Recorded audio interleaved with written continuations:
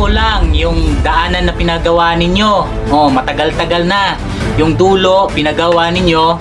Tapos yung gitna ng kalsada, ang lalaki ng mga butas at lalagnatin ka bago ka makarating sa highway. Di ba? So makakita ng video ito, for sure makaka-relate kayo. Taga saan kayo?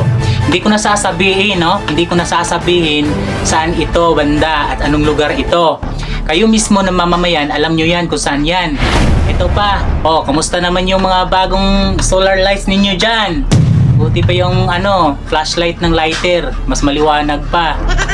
Mas malala dito sa Pilipinas, kapag bago pa yung kalsada at kailangan na mag-release ng budget, sinisira.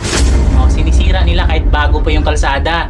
Pero yung mga kalsada na kahit tagal-tagal na sirang-sira na talaga, maabot na ng 10 taon. Yan 10 taon na.